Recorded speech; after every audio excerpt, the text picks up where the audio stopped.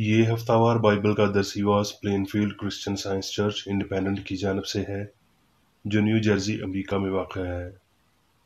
मज़ीद मालूमात के लिए आप हमारी वेबसाइट मुलाहिज़ा करें www.plainfieldcs.com। ये सबक 26 जनवरी 2020 बरोज़ इतवार हफ्ता के इख्तिताम पर आपके मुताले की गर्ज से तैयार किया गया है। मज़मून हक़। सुनहरी मतन ज़बूर। ऐ खुदावंद, मुझको अपनी राह की तालीम दे, मैं तेरी रास्ती में चलूँगा। जवाबी मुतालिया। ज़बूर। ऐ अहले ज़मीन, सब खुदावंद के हुज़ूर खुशी का नारा मारो, खुशी से खुदावंद की इबादत करो, गाते हुए उसके हुज़ूर हाजिर हो। जान रखो कि खुदावंद ही खुदा है, उसी ने हमको बनाया और हम उसी के हैं। हम उसके लोग और उसकी चिरागा की भेड़ें हैं।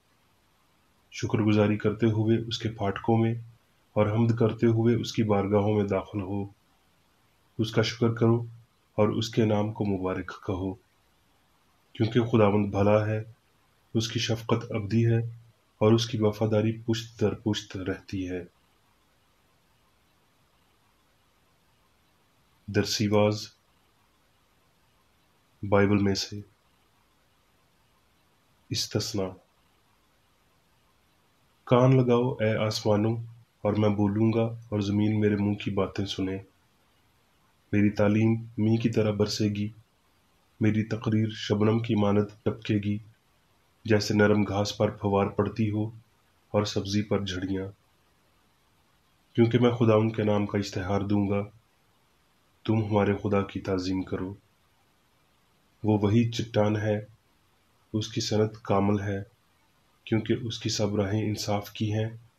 वो वफ़ादार खुदा और बदी से मुबर्रा है, वो मुनसिफ और बरहक है। दानियल। नबूकदनेज़र बादशाह ने एक सोने की मूरत बनवाई, जिसकी लंबाई 60 हाथ और चौड़ाई 6 हाथ थी, और उसे दुर्रा के मैदान सूबा बाबल में नस्ब किया। बस उस वक्त चंद कसदियों ने आकर यहूदा पर इल्ज़ाम लगाया, ऐ बादशाह, तूने ये फरमान जारी किया है कि जो कोई करना और नय और सितार और रुबाब और बरबत और चुगाना और हर तरह के साज की आवाज़ सुने, गिरकर सोने की मूरत को सजदा करे, और जो कोई सजदा ना करे, आग की जलती भट्टी में डाला जाएगा। अब चंद यहूदी हैं जिनको तूने बाबुल की सूबा की कारबरदाजी पर मुअय्यन किया है, यानी सदरक और मेसक और अब्दनजू। इन आदमियों ने ए बादशाह तेरी ताज़ीम नहीं की, वो तेरे माबूदों की इबादत नहीं करते और उस सोने की मूरत को जिसे तूने नस्ब किया सजदा नहीं करते। तब नबूकदनेज़र ने कहर और गुस्से से हुक्म किया कि सदरक और मेसक और अब्दनजू को हाजिर करें। नबूकदनेज़र ने उनसे कहा, उस मूरत के सामने जो मैंने बनवाई है गिरकर सजदा करो, पर अगर सजदा ना करोगे तो उसी वक्त आग की जलती भट्टी में डाले जाओगे, और कौन सा माबूद तुमको मेरे हाथ से छुड़ाएगा। सदरक और मेसक और अब्दनजू ने बादशाह से अर्ज की, देख, हमारा खुदा जिसकी हम इबादत करते हैं हमको आग की जलती हुई भट्टी से छुड़ाने की कुदरत रखता है, और ए बादशाह, वही हमको तेरे हाथ से छुड़ाएगा। और नहीं तो ए बादशाह, तुझे मालूम हो कि हम तेरे माबूदों की इबादत नहीं करेंगे और उस सोने की मूरत को जो तूने नस्ब की है सजदा नहीं करेंगे। तब ये मर्द अपने ज़ेर जामों, कमीज़ों और अमामों समेत बांधे गए और आग की जलती भट्टी में फेंक दिए गए। तब नबूकदनेज़र बादशाह सरासीमा होकर जल्द उठा और अरकान दौलत से मुखातब होकर कहने लगा, क्या हमने 3 शख्सों को बंधवा कर आग में नहीं डलवाया? उन्होंने जवाब दिया कि बादशाह ने सच फरमाया है। उसने कहा, देखो, मैं 4 शख्स आग में खुले फिरते देखता हूँ और उनको कुछ ज़रर नहीं पहुँचा, और चौथे की सूरत अलाज़ादा की सी है। तब नबूकदनेज़र ने आग की जलती भट्टी के दरवाजे पर आकर कहा, اے صدرک اور میسک اور عبدالنجو، خدا تعالیٰ کے بندو، باہر نکلو اور ادھر آؤ۔ پس صدرک اور میسک اور عبدالنجو آگ سے نکل آئے۔ پس نبوکدنضر نے پکار کر کہا کہ صدرک اور میسک اور عبدالنجو کا خدا مبارک ہو، جس نے اپنا فرشتہ بھیج کر اپنے بندوں کو رہائی بخشی، جنہوں نے اس پر توکل کر کے بادشاہ کے حکم کو ٹال دیا اور اپنے بدنوں کو نثار کیا کہ اپنے خدا کے سوا کسی دوسرے معبود کی عبادت اور بندگی نہ کریں۔ اس لیے میں یہ فرمان جاری کرتا ہوں کہ جو قوم یا امت یا اہل لغت صدرک اور میسک اور عبدالنجو کے خدا کے حق میں کوئی نامناسب بات کہیں، ان کے ٹکڑے ٹکڑے کیے جائیں گے اور ان کے گھر مزبلہ ہو جائیں گے، کیونکہ کوئی دوسرا معبود نہیں جو اس طرح رہائی دے سکے۔ یوحنا۔ مگر یسوع زیتون کے پہاڑ پر گیا۔ صبح سویرے ہی وہ پھر ہیکل میں آیا اور سب لوگ اس کے پاس آئے اور وہ بیٹھ کر انہیں تعلیم دینے لگا۔ مجھے تمہاری نسبت بہت کچھ کہنا اور فیصلہ کرنا ہے، لیکن جس نے مجھے بھیجا وہ سچا ہے، اور جو میں نے اس سے سنا وہی دنیا سے کہتا ہوں۔ وہ نہ سمجھے کہ وہ ہم سے باپ کی نسبت کہتا ہے۔ پس یسوع نے کہا کہ جب تم ابن آدم کو اونچا چڑھاؤ گے تو جانو گے کہ میں وہی ہوں اور اپنی طرف سے کچھ نہیں کہتا، بلکہ جو کچھ باپ نے مجھے سکھایا اسی طرح یہ باتیں کہتا ہوں۔ اور جس نے مجھے بھیجا ہے وہ میرے ساتھ ہے، اس نے مجھے اکیلا نہیں چھوڑا، کیونکہ میں ہمیشہ وہی کام کرتا ہوں جو اسے پسند آتے ہیں۔ جب وہ یہ باتیں کہہ رہا تھا تو وہ تیرے اس پر ایمان لائے۔ پس یسوع نے ان یہودیوں سے یہ کہا جنہوں نے اس کا یقین کیا تھا کہ اگر تم میرے کلام پر قائم رہو گے تو حقیقت میں میرے شاگرد ٹھہرو گے اور سچائی سے واقف ہوگے، اور سچائی تم کو آزاد کرے گی۔ یعقوب۔ ہر اچھی بخشش اور ہر کامل انعام اوپر سے ہے اور نوروں کے باپ کی طرف سے ملتا ہے، جس میں نہ کوئی تبدیلی ہو سکتی ہے اور نہ گردش کے سبب سے اس پر سایہ پڑتا ہے۔ اس نے اپنی مرضی سے ہمیں کلام حق کے وسیلہ سے پیدا کیا تاکہ اس کی مخلوقات میں سے ہم ایک طرح کے پہلے پھل ہوں۔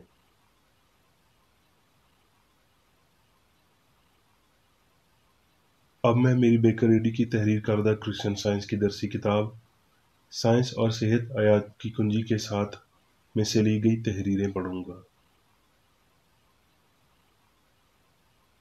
سائنس اور صحت۔ سوچنے والوں کے لیے وقت آ پہنچا ہے۔ سچائی، آزادی عقائد اور نظام احترامی وقت انسانیت کے آستانے پر دستک دیتے ہیں۔ ماضی کی قناعت اور مادہ پرستی کی سرد تقلید اختتام پذیر ہو رہی ہے۔ خدا سے لا علمی مزید ایمان کے راستے کا پتھر نہیں رہا۔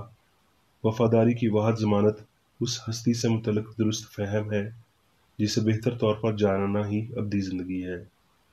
اگرچہ سلطنتیں نیست ہو جاتی ہیں، مگر خداوند ابدالآباد سلطنت کرے گا۔ سچائی آزادی کے عناصر پیدا کرتی ہے۔ اس کے جھنڈے پر روح کا الہامی نعرہ غلامی موقوف ہو چکی ہے درج ہے۔ خدا کی قدرت قیدیوں کے لیے آزادی لاتی ہے۔ کوئی طاقت الہی محبت کا مقابلہ نہیں کر سکتی۔ وہ کون سی فرض کی گئی قوت ہے جو خود کو خدا کے خلاف کھڑا کرتی ہے؟ یہ کہاں سے آتی ہے؟ وہ کیا چیز ہے جو انسان کو لوہے کی بیڑیوں کے ساتھ گناہ، موت اور بیماری سے باندھے رکھتی ہے؟ جو کچھ بھی انسان کو غلام بناتا ہے وہ الہی حکمرانی کا مخالف ہے۔ سچائی انسان کو آزاد کرتی ہے۔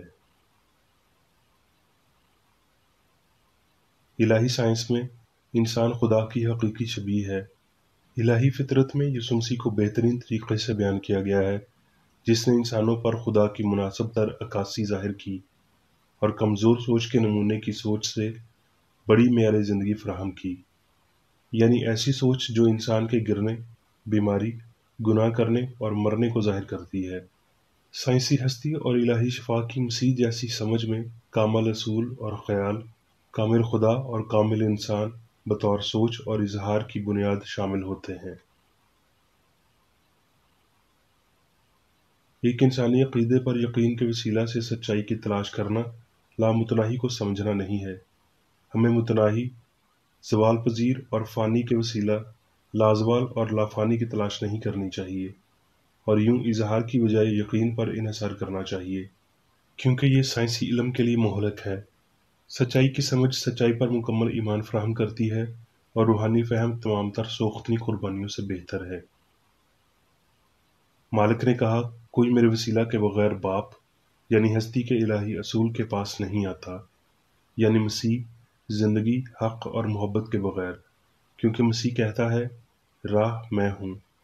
اس اصلی انسان یسوع کی بدولت طبیب کے اسباب کو پہلے درجے سے آخری تک کر دیا گیا تھا۔ وہ جانتا تھا کہ الہی اصول یعنی محبت اس سب کو خلق کرتا اور اس پر حکمرانی کرتا ہے جو حقیقی ہے۔ پاک الہام نے ایسی ذہنی حالتیں پیدا کی ہیں جو شعلوں کے رد عمل کو کالعدم قرار دینے کے قابل ہیں، جیسا کہ بائبل میں 3 یونانی عبرانی قیدیوں کا معاملہ تھا۔ انہیں بابلیوں کی بھٹی میں ڈالا گیا، جبکہ ایک مخالف ذہنی حالت اچانک سلگن کو پیدا کر سکتی ہے۔ الہی محبت جس نے زہریلے سانپ کو بے ضرر بنایا، جس نے آدمیوں کو ابلتے ہوئے تیل سے، بھڑکتے ہوئے تندور سے، شیر کے پنجوں سے بچایا، وہ ہر دور میں بیمار کو شفا دے سکتی اور گناہ اور موت پر فتح مند ہو سکتی ہے۔ اس نے یسوع کے اظہاروں کو بلا سبقت طاقت اور محبت سے سرتاج کیا۔ ساکن ہونا اور درمیانی راہ اپنانا، یا روح اور مادے، سچائی اور غلطی سے اکٹھے کام کرنے کی توقع رکھنا عقل مندی نہیں۔ راہ ہے مگر صرف ایک، یعنی خدا اور اس کا خیال، جو روحانی ہستی کی جانب رہنمائی کرتا ہے۔ بدن پر سائنسی حکمرانی الہی عقل کے وسیلہ حاصل ہونی چاہیے۔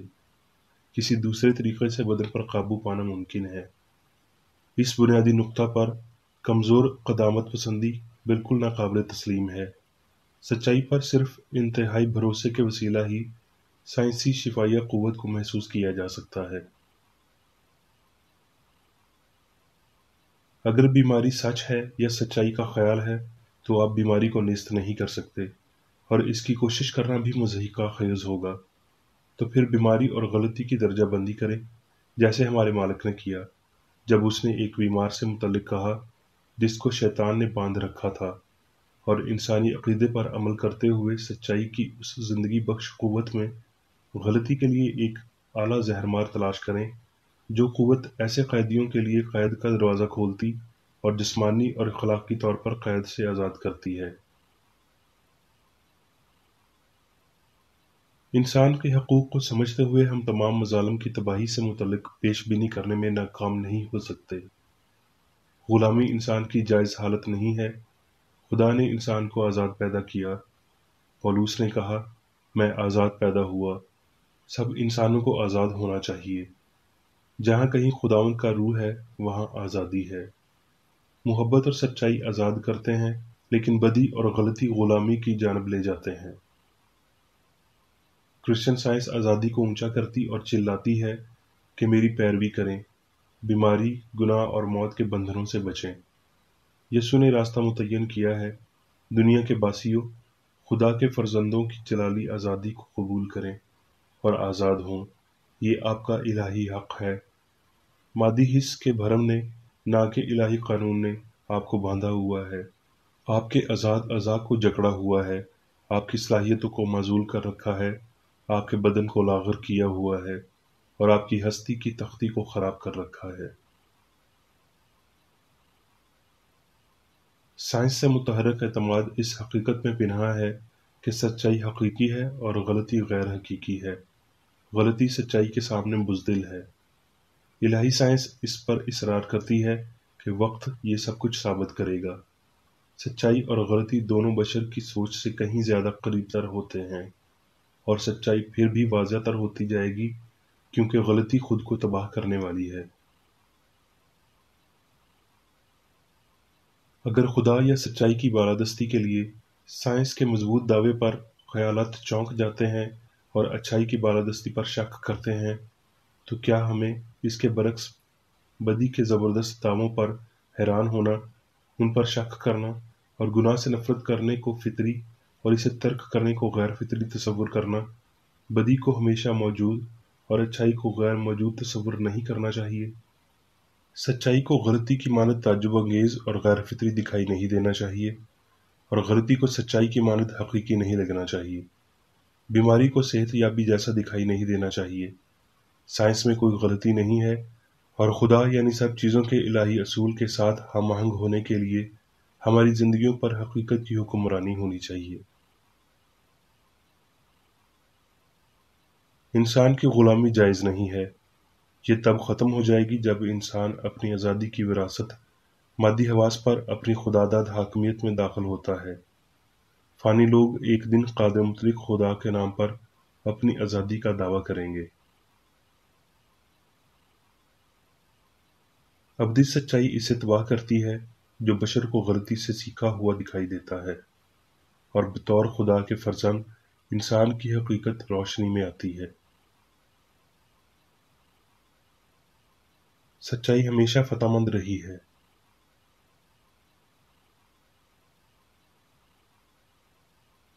اب میں میری بیکر ایڈی کی جانب سے چرچ مینول میں دیے گئے روزانہ کے 3 فرائض پڑھوں گا۔ روزمرہ کی دعا۔ اس چرچ کے ہر رکن کا یہ فرض ہے کہ ہر روز یہ دعا کرے: تیری بادشاہی آئے، الہی حق، زندگی اور محبت کی سلطنت مجھ میں قائم ہو، اور سب گناہ مجھ سے خارج ہو جائیں، اور تیرا کلام سب انسانوں کی محبت کو وافر کرے اور ان پر حکومت کرے۔ مقاصد اور اعمال کا ایک اصول۔ نہ کوئی مخالفت، نہ ہی کوئی محض ذاتی وابستگی مادری چرچ کے کسی رکن کے مقاصد یا اعمال پر اثر انداز ہونے چاہیے۔ سائنس میں صرف الہی محبت حکومت کرتی ہے، اور ایک مسیحی سائنسدان گناہ کو رد کرنے سے، حقیقی بھائی چارے، خیرات پسندی اور معافی سے محبت کی شیریں آسائشوں کی عکاسی کرتا ہے۔ اس چرچ کے تمام اراکین کو سب گناہوں سے، غلط قسم کی پیشن گوئیوں، منصفیوں، مذمتوں، اصلاحوں، غلط تاثرات کو لینے اور غلط متاثر ہونے سے آزاد رہنے کے لیے روزانہ خیال رکھنا چاہیے اور دعا کرنی چاہیے۔ فرض کے لیے چوکسی۔ اس چرچ کے ہر رکن کا یہ فرض ہے کہ وہ ہر روز جارحانہ ذہنی آرا کے خلاف خود کو تیار رکھے، اور خدا اور اپنے قائد اور انسانوں کے لیے اپنے فرائض کو نہ کبھی بھولے اور نہ کبھی نظر انداز کرے۔ اس کے کاموں کے باعث اس کا انصاف ہوگا، وہ بے قصور یا قصوروار ہوگا۔